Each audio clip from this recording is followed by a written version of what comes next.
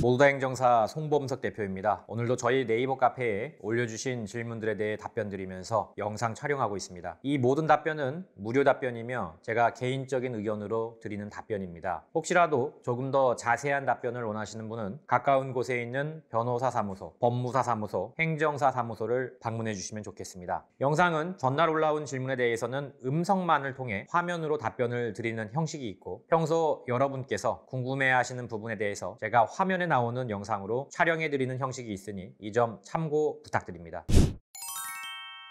8월 23일입니다. 월요일이고요. 지난 19일과 20일에 올라온 글들에 대해서 답변 드리는 시간 갖도록 하겠습니다. 지금 5대5 음주사고 면책금, 좀 특이한 케이스죠. DMS님 1월 26일 날 과실 5대5가 나왔고 음주운전은 적발되셨고요. 우리가 음주운전을 했다고 해서 무조건 가해자가 되는 건 아닙니다. 일단 민사상 보험 처리에 있어서 과실 비율에서 피해자가 되는 경우도 왕왕 있습니다. 그래서 그 부분 참고하셔야 될 것 같고요. 5대5가 됐지만 일단 이 경우에도 면책금은 나갑니다. 그 당시에 대물 면책금이 50만원, 대인 면책금이 300만원. 조금 비용이 맞지 않는 것 같은데 지금 제 생각에는 이래요. 원래 이게 두 가지 방식이 있는데 면책금을 수령하는 방식이 두 가지가 있어요. 보험사에서. 공제조합도 보험사거든요. 첫 번째로 면책금을 정률적으로 받고 나중에 모자라는 부분이나 넘치는 부분을 정률적으로 받고 나서 넘치는 부분을 돌려주는 방식이 있습니다. 가령 지금 같은 경우에 알다시피 대물이 500만원, 대인이 1000만원이죠. 면책금이. 일반적으로 그렇습니다. 이 면책금을 일단 받습니다. 1500만원을 보험사에서. 면책금을 받고 이제 면책금에 대해서 민사상 손해배상을 인사 부분, 그 다음에 대물 부분 다 처리를 하고 나서 남는 게 있을 거 아닙니까? 그러면 그 보험사 갖는 게 아니고 보험사 인건비나 실비를 빼고 나서 이제 가해자한테 돌려줍니다. 그렇게 해서 하는 방식이 있고 이걸 타입 A라고 할게요. 타입 B는 뭐냐면 보험사에서 일단은 정률적인 걸로 받는 게 아니고 피해자가 다친 부분과 부서진 차에 대해서 정확하게 산정을 해서 처음부터 그 금액을 받는 경우가 있어요. 이건 이제 비례배상이라고 뭐 이렇게 좀 표명을 할게요. 이 타입 B의 경우에는 정해져 있지가 않겠죠. 왜냐하면 상대방이 얼마나 다쳤냐 또는 차가 얼마나 부서졌냐에 따라 다른 거니까. 그래서 그만큼을 받는 방식이 있습니다. 이게 법으로 정해져 있지가 않다 보니까 일반적으로는 1,500만 원을 받고 시작을 하는 게 맞지만 일반적인 경우가 아니고 그냥 이렇게 비례배상으로 다친 만큼 또는 차가 부서진 만큼 받는 경우도 있습니다. 그래서 제가 볼 때는 지금 타입 B로 가신 것 같아요. 느낌이. 타입 B로 가서 일단은 처음에 이 정도면 될 것 같아서 받았는데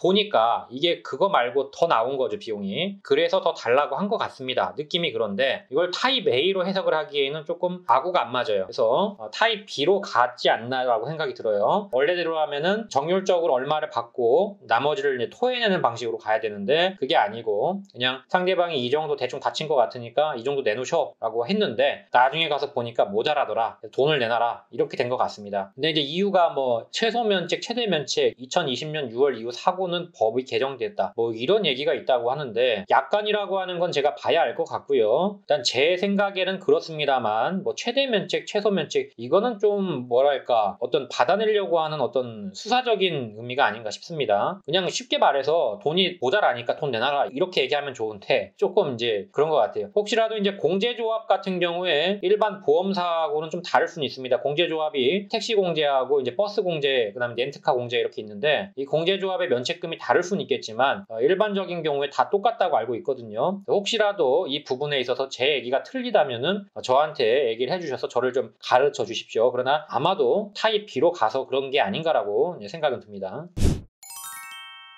아쭈님 다음 주 90판입니다. 양형 예상 질문드립니다. 작년 10월에 초범이었고 이제 그 재판이 지금 열린다고 하네요. 굉장히 오래됐네요. 뭐 거의 뭐 10개월 정도 걸렸네요. 재판이. 드문 경우인데 일단 실형 가능성도 있다고 보는 게 대인이 8명이에요. 지금. 대인이 굉장히 많습니다. 사람이. 대인 머리 숫자가 많기 때문에 실형 가능성이 있다고 보고요. 검사구형은 좀 고무줄일 것 같아요. 이게 흔한 경우가 아니에요. 대인이 이렇게 많이 다치는 경우면은 버스가 아니면은 대물 세대인 걸 봐서 줄줄이 비엔나식으로 다중추돌이라고 하죠. 이렇게 발생을 한 것 같네요. 검사구형은 적어도 제가 볼 때 벌금으로 끝날 것 같지는 않고 징역형 한 2, 3년 정도는 구형하지 않을까. 운이 좋으면 집행유예로 끝날 수도 있지만 좋지 않으면 단기 실형도 나올 수가 있습니다. 변호사 선임을 하셨는지 모르겠는데 변호사 선임을 하셔야 할 것 같습니다. 근데 다음 주 구공판기일이라 좀 빨리 선임하셔야 할 것 같아요. 일단 변호사가 선임이 되면은 공판기일을 좀 미룰 수가 있습니다.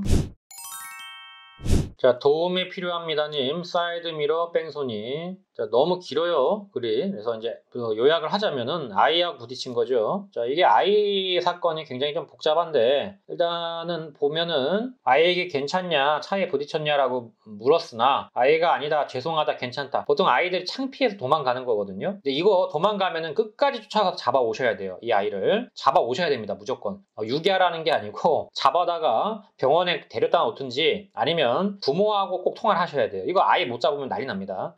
그렇지 않으면 가장 좋은 방법, 아이가 도망갔는데 모르겠다 어디로 도망갔는지, 그러면 바로 경찰서에 전화를 해가지고 내가 아이와 충격을 가한 것 같은데 아이가 그냥 가버렸다, 이거 전화 오면은 바로 얘기해달라, 이렇게 해야 뺑소니가 빠집니다. 이게 간단해요. 사실은 먼저 전화만 하면 되거든요, 경찰서에다가. 근데 이 아이가 어쨌든 이제 그냥 가버렸다는 거죠. 영상은 삭제됐고 경찰서 가서 조사를 받았습니다. 학부모가 연락이 왔겠죠, 당연히. 아이 부모 연락처를 받아 연락 후 대인 접수를 했습니다. CCTV를 확인했으나 화질이 좋지 않고 그래서 이제 판독이 불가능하고, 아이를 지나치고 내려서 아이와 애기 후, 이건 중요하네요. 애기를 했다는 건 중요합니다. 일단은 다쳤냐 안 다쳤냐를 물어봤다는 거죠. 전화와 문자로 아이의 부모님에게 죄송합니다 라고 했고, 접촉을 인지 못했다 설명드렸습니다. 광복절 날에 쭉 보면은 어머님은 이제 뭐 진짜 조심해야 된다, 충고 뭐 이렇게 잘 끝냈나 보네요. 근데 이제 합의에 대해서 250, 300만 원 정도 왔다 갔다 하고 있고요. 결국에 관계가 좀 틀어진 것 같습니다. 결국 돈 때문에. 자, 이 경우에 합의는 하시는 게 좋아요. 300만 원 주시고라도 하셔야 돼요. 왜냐면 어쨌든 이제 법을 몰라가지고 이렇게 된 건데, 먼저 신고만 했으면 아무 일 없는 건데 참 안타깝네요. 300만 원 주고 합의를 해서 최대한 이건 무혐의 받도록 좀 노력을 하셔야 할 것 같아요. 이게 아이 사건 같은 경우에 무혐의가 잘 나와요, 생각보다. 그런데 합의를 했느냐 안 했느냐에 따라 좀 달라지거든요. 합의를 하고 법무사든 뭐 행정사든 변호사든 거기에 대해서 좀 도움을 받으셔가지고 합의 후에 좀 도움 받으셔가지고 무혐의를 좀 이끌어낼 수 있도록 하셔야 됩니다. 이게 꽤 사례가 많아요. 그래서 합의를 하시면 일단 무혐의 나올 확률이 있습니다.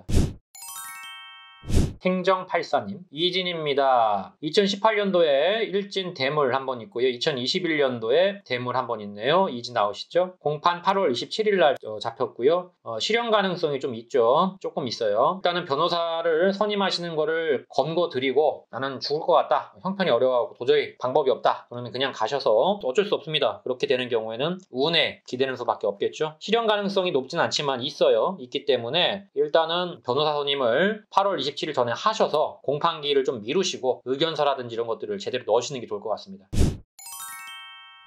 반성하고 또 반성님, 뺑소니로 인정이 되는 건지 알고 싶습니다. 음주 신호위반 사고 난 후 1분도 안 되어 결혼할 남편이 왔고, 여성분이죠, 이 글 쓰신 분은 차에서 내렸고 그 후 쉬고 있으라 해서 사람들도 있고 해서 바로 옆 도로 쪽으로 앉을 자리 찾아 내려갔고. 자, 이런 경우가 많아요. 일단은 사고가 났어요. 사고가 나고 가족이나 지인이 왔습니다. 그 자리에 대신 나를 대신에 처리해줄 사람이죠. 이거 아무 도움 안 됩니다. 이거 뺑소니 맞아요. 왜냐면 일단은 무조건 그 자리에 가해자가 있어야 돼요. 가해자 대신 가족이 있는 경우에 판례들이 꽤 많은데 대부분 뺑소니로 인정이 됩니다. 그래서 일단은 가해자가 그 자리에 있어야 됩니다. 그런데 이제 결혼할 남편분, 여자가 처벌받는 것보다 남자가 처벌받는 게 낫다 싶어 제가 운전했다 이렇게 거짓말 했나 봐요. 그 지나가던 사람들이 여자가 운전했다고 알려줘서 경찰분이 신랑한테 운전한 사람 누구냐고 해서 사실대로 이제 얘기했고요. 어딨냐 물어보길래 도망간 건 아니고 근처에 쉬고 있다 해서 이건 도주가 아니니 뭐라고 해서 이제 봐준 거죠. 여기까지는. 그 후 다시 가서 음주 측정하고 보험 접수해드리고 한 상황입니다. 30분가량 됐고 신랑이 사고 수습을. 자, 이거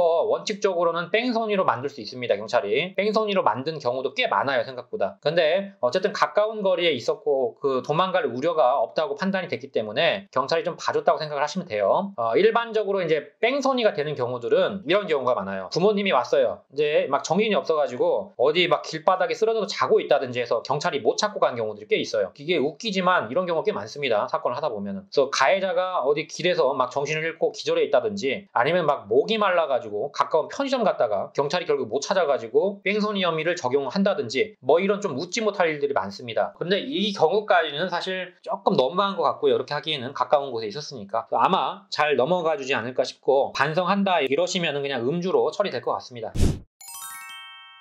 해병 3165님, 도주치상은 무혐의, 사고 미조치는 기소유예, 자동차 보험 면책금 내야 될까요? 자, 이것은 정확하게 사고 미조치도 뺑소니에 해당된다는 것을 알고 계셔야 돼요. 도주치상은요, 말 그대로 사람을 뺑소니한 거고요. 사고 미조치는 차량을 뺑소니한 걸로 해당이 됩니다. 그러니까 대물 뺑소니예요. 자, 대물 뺑소니에도 면책금을 냅니다, 일반적으로. 다만 대인 면책금은 안 내도 되겠죠. 자, 이 경우에는 대물 면책금만 내면 됩니다. 왜냐하면요, 기소유예라고 하는 건 일단 죄가 있다는 거기 때문에 보험 처리를 할 경우에 그 기소유예에 대한 면책금이 나와요. 그러니까 죄가 없다는 게 아니에요. 그냥 봐준 거거든요. 그래서 면책금은 내는 게 맞는데 다만 도주치상의 대인은 뺐으니까 일단 대인 접수는 할 필요가 없겠죠. 그러니까 대인 뺑소니에 대한 대인 면책금 1,000만 원은 내지 않아도 되고요. 사고 미조치에 대한 대물 뺑소니는 들어가요. 그래서 500만 원 내야 되는데 사실 저 같으면은 그냥 보험 접수하지 않고 상대방하고 합의를 볼 것 같아요. 개인적으로. 개인 합의를 봐서 차가 대체 얼마나 부서졌냐, 차 부서진 거 물어줄게 해서 500만 원보다 그게 밑이라면은 그 500만 원의 밑을 주시면 되고 500만 원을 넘어간다 그러면 이제 그때는 접수를 해야겠죠. 그렇게 좀 지혜롭게 풀어가시면 좋을 것 같습니다. 착하게 살겠습니다님, 대처를 어떻게 해야 하나요? 골목길에서 주차된 차에 사고를 일으켰고 사고 당시 현장을 이탈하여 음주 측정은 없었습니다. 나중에 적발됐고요. 위드마크 적용됐고요. 술집까지 동행했습니다. 음주량 측정했고 CCTV 봤겠죠. 연락이 올 거라고 했습니다. 한 2주 뒤에 사고 미조치 송치됐다 하였고 얼마 지나 100만 원 구약식됐다. 이거는 이제 음주는 빠진 것 같네요. 보니까 피해자 차량의 피해 금액이나 렌트비 등을 더 알려주지 않아서 벌금보다 상대방 수리비가 문제네요. 외제차라. 보험사 문의를 해봤는데 정확히 얼마다 답변을 해주지 않고 처리가 어떻게 되는 걸까요? 일단은 이제 견적이 나와봐야죠. 렌트비라든지 이제 피해 금액이 나와보고 그 다음에 500만 원 넘어가면은 이제 보험사에 맡기고 아니라면은 이제 본인이 주시면 되는데 500만 원 넘어갈 것 같네요. 보니까 일단은 보험사를 한번 두드려 보시고 그 이상 넘어가는 것도 면책금 한도를 넘어가 버리면은 본인 내셔야 됩니다. 구약식 기소면은 그대로 판결이 내려지고요. 음주는 빠졌어요. 다행히. 그렇지만 이제 사고 미조치 대물 뺑소니가 남아 있는 거죠 지금. 네, 여기까지 질문에 대해서 답변 드렸습니다. 모두다 행정사 카페 게시판은 항상 열려 있습니다. 네이버에 모두다 행정사로 검색하시고 카페 게시판 Q&A 코너에 질문을 적어주시면 최대한 빠르게 답변을 드리고 있습니다. 유튜브에 질문을 적어주시는 분들에 대해서는 따로 답변을 드리지 않기 때문에 반드시 네이버 카페 게시판에 글을 올려주시길 부탁드립니다. 다만 제가 모든 질문에 대해서 답변을 드릴 수는 없기 때문에 반드시 제 답변이 필요하신 분들은 질문 제목에 저에게 답변을 달라고 하시면 감사하겠습니다. 또한 모두다 행정사는 8년째 비대면 업무로 진행하고 있습니다. 전염병 걱정 없이 언제든지 서면만으로 진행할 수 있는 비대면 시스템을 꼭 활용하시길 바랍니다. 아울러 저희 모두다 행정사를 시청하시는 모든 분들에게 부탁을 드립니다. 좋아요와 구독은 저에게 많은 힘이 됩니다. 좋아요와 구독 꼭 부탁드립니다. 여기까지 송범석 행정사였습니다. 감사합니다.